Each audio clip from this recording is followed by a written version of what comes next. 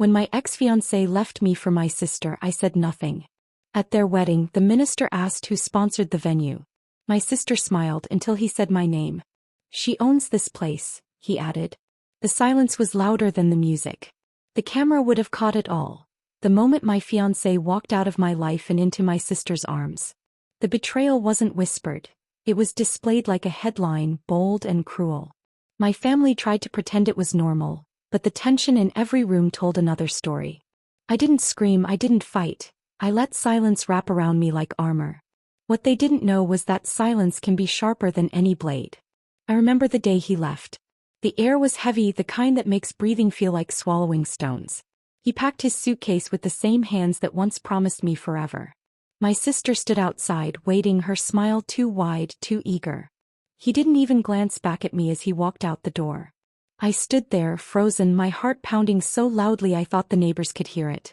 But I said nothing. My silence was the only thing I had left, and I clung to it. The whispers began almost immediately. Relatives spoke in hushed tones, their voices carrying through hallways and kitchens. Some pitied me, their eyes soft with sympathy I didn't want. Others blamed me, suggesting I must have failed him somehow. I overheard fragments. "She wasn't enough. Her sister is prettier.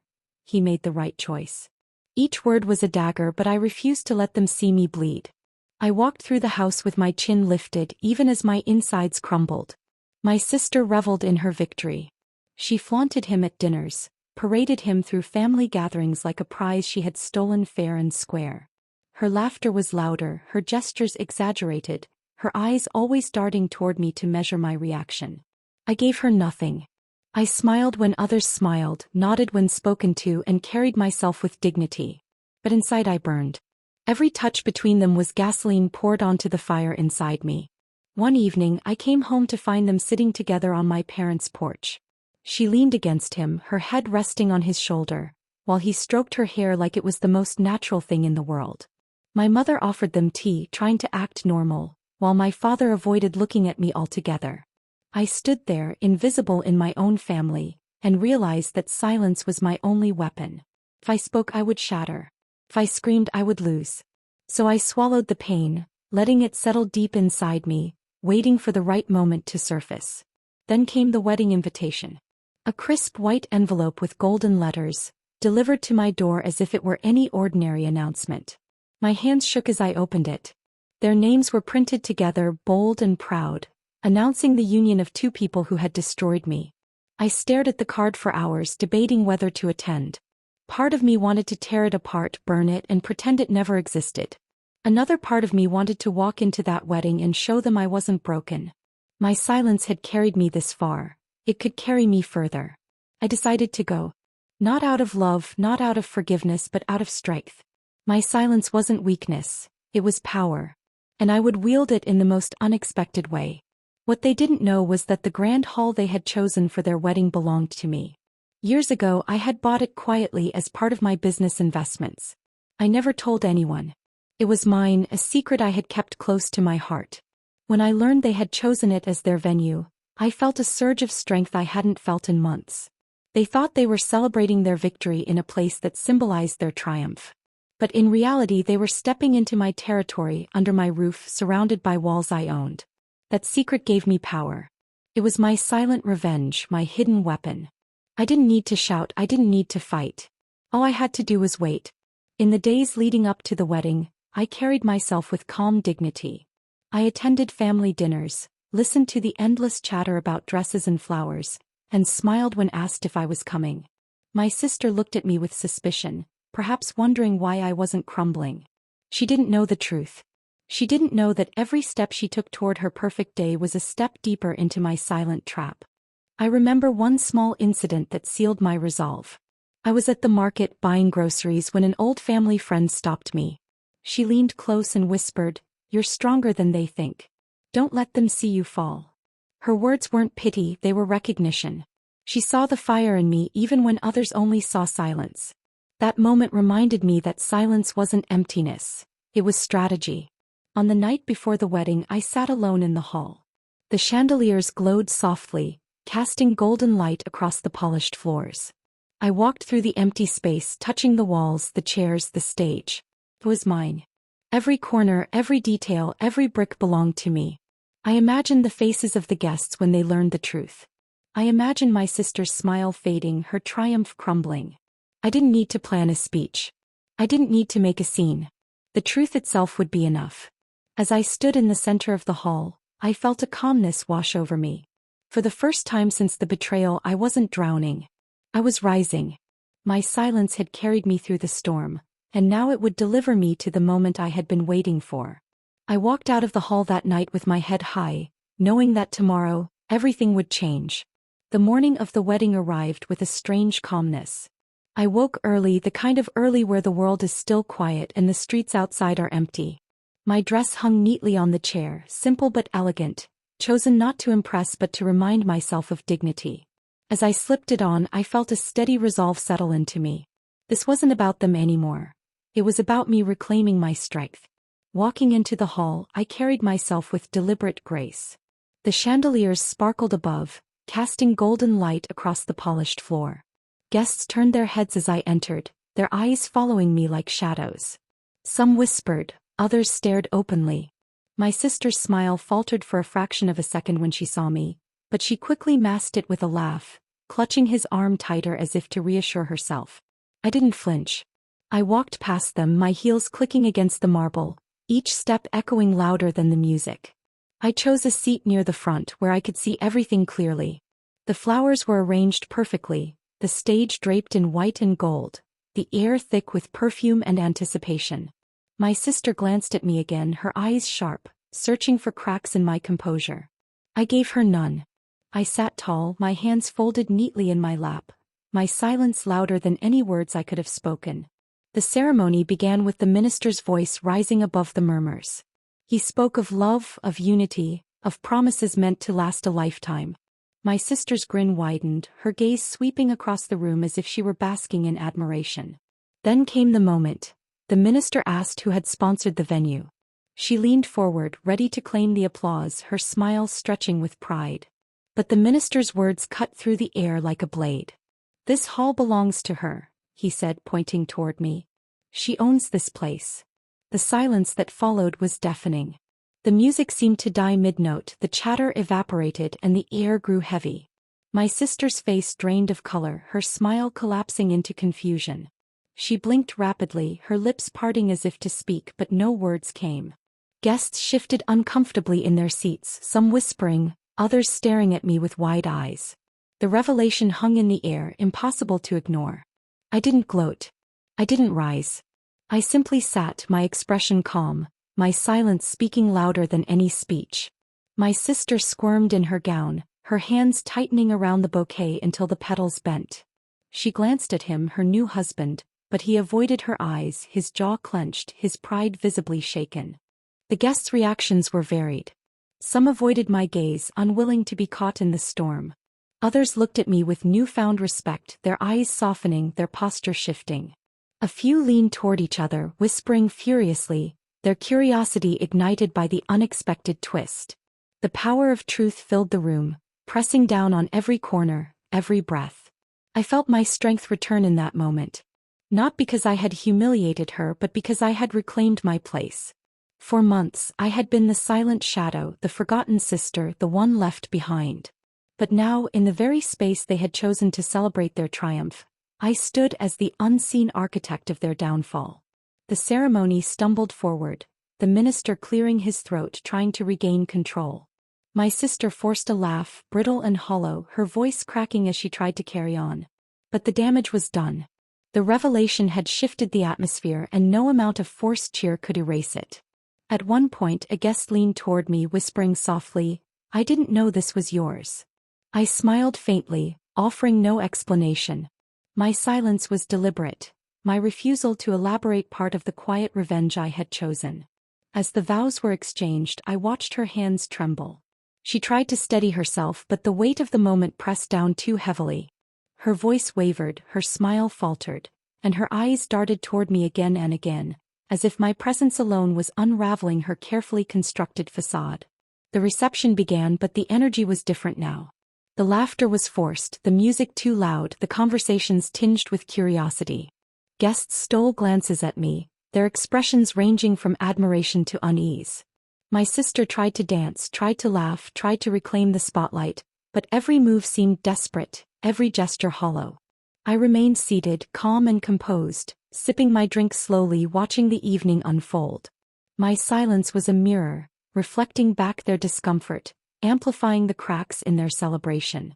At one point, a group of relatives approached me. Their voices were low, their words cautious. "You handled this with grace," one said. "Not everyone could have done what you did." I nodded politely, offering no further comment. My silence was my statement, my refusal to explain my choices part of the strength I had found. Later, as the night wore on, I caught my sister staring at me from across the room. Her eyes were sharp, filled with anger and humiliation. She whispered something to her husband, but he shook his head, his expression weary. The distance between them was already visible, the cracks in their union forming before the ink on their vows had dried. I didn't move. I didn't speak. I simply watched, my silence wrapping around me like armor, my presence a reminder that some truths cannot be hidden, no matter how carefully one tries. The hall itself seemed to echo the revelation. The chandeliers glittered more brightly, the walls stood taller, the air heavier with meaning. Every corner of the space reminded them that they were celebrating under my roof, surrounded by my silent power. As the evening drew to a close, guests began to leave, their whispers trailing behind them. Some offered me polite nods, others avoided my eyes altogether. My sister tried to smile, tried to wave, but her gestures were stiff, her laughter hollow. The revelation had stolen her triumph, leaving her exposed in front of everyone she had hoped to impress. I rose slowly, gathering my things, my movements deliberate. The room quieted as I walked toward the exit, my heels clicking against the marble once more. My sister's eyes followed me, her expression a mix of fury and desperation. I didn't look back. I didn't need to. My silence had spoken, my presence had delivered the truth, and the hall itself had carried my message. As I stepped outside into the cool night air, I felt the weight lift from my shoulders. The stars glittered above, the breeze carried the faint sound of music fading behind me. I walked away with my head high, my silence intact, my strength renewed. The night air was cool against my skin as I stepped away from the hall, the faint hum of music fading behind me. I thought the evening had ended, that my silence had spoken enough. But the true aftermath began the moment I reached the courtyard. My sister was waiting there, her gown dragging across the stone, her face twisted with fury. Her heels clicked sharply as she stormed toward me. "How could you?" she hissed, her voice trembling with rage. "You ruined everything. That was supposed to be my moment." I looked at her calmly, the same way I had looked at her during the ceremony. Her anger was a storm, but I refused to be swept into it. "I didn't ruin anything," I said softly. "The truth ruined it." Her eyes flashed, her hands clutching the bouquet so tightly that petals fell to the ground. She wanted me to fight back, to scream, to give her the satisfaction of seeing me lose control. But I wouldn't. My silence was my weapon and I held it close. She stood there shaking, her voice breaking as she spat more accusations, but I turned away, leaving her to wrestle with her own fury. Inside the hall, my ex-fiance avoided me like a shadow. I caught him glancing at me during the reception, his eyes heavy with guilt.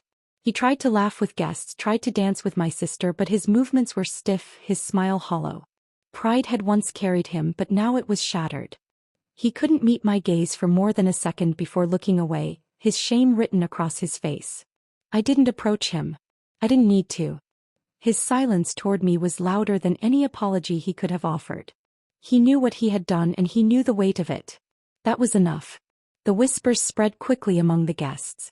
I heard fragments as I walked past groups of relatives and friends. "Did you know she owned the hall?" "She never said a word." "That was her revenge." Their voices carried admiration, curiosity, even a touch of fear. My sister's perfect image cracked under the weight of those whispers. She had wanted the spotlight, but now the light revealed her flaws instead.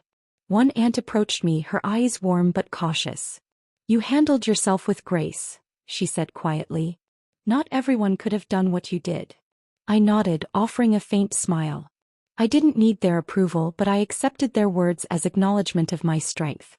As the night drew on, I felt a shift inside me. The anger that had burned for months began to fade, replaced by something steadier. I realized I didn't need their apologies, their explanations, or their guilt. I had already won by refusing to break. My silence had spoken for me, louder than any confrontation ever could. When the reception ended, I walked out with my head high. The stars glittered above, the air cool and refreshing. I didn't look back at the hall, at the guests, or at my sister. I had no need for their approval. My silence had carried me through betrayal, through humiliation, and now through revenge. The days that followed were filled with her fury. She confronted me again, her voice sharp, her words dripping with resentment. "You think you're clever," she spat. "But you'll always be alone." I listened calmly, refusing to rise to her rage. "Maybe," I said softly. "But I'll never be desperate." My words cut deeper than any shout could have. She turned away, her shoulders stiff, her pride wounded. Her anger didn't fade. At family dinners she avoided me, her laughter forced, her eyes darting toward me with hostility. She tried to reclaim her image, but the cracks were visible. People whispered, people remembered, and she couldn't erase the truth. One evening she called me unexpectedly. Her voice was trembling, not with anger but with desperation. "Why did you do it?" she asked. "Why couldn't you just let me have this?" I paused, choosing my words carefully. "Because it was mine," I said. "And because you took what wasn't yours."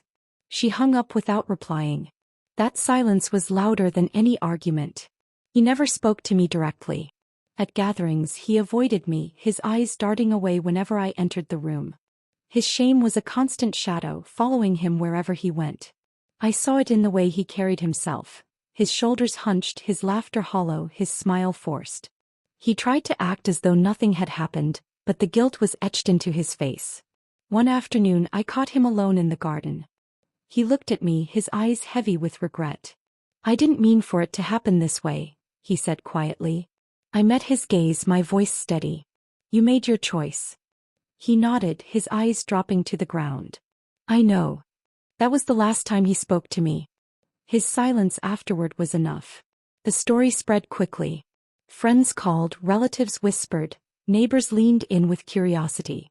Everyone wanted to know how I had managed to stay so composed, how I had turned silence into strength. At the market, strangers approached me, their voices low. "You're stronger than they think," one said. "You showed them." At church, people whispered behind me, their words carrying admiration. "She didn't need to say a word," they murmured. Her silence spoke for her. My sister's image, once flawless, now carried cracks that couldn't be hidden.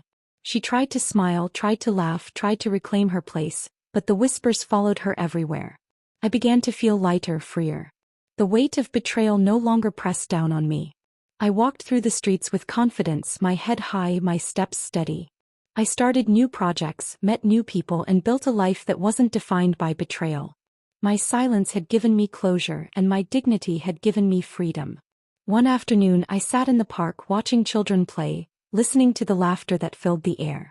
I realized then that revenge doesn't always need words or actions. Sometimes silence and dignity are the sharpest weapons. That lesson stayed with me. It reminded me that I didn't need to fight every battle, didn't need to shout every truth. Sometimes the most powerful statement is the one left unsaid. As the weeks passed, I found myself moving forward. The anger that had once consumed me was gone, replaced by peace. I carried the lesson with me everywhere I went. Revenge doesn't always need fire. It can be quiet, steady, and dignified. And sometimes that silence speaks louder than anything else. I learned that strength isn't always about confrontation. Sometimes it's about holding your ground, refusing to break, and letting the truth speak for itself. And in the end, that was enough.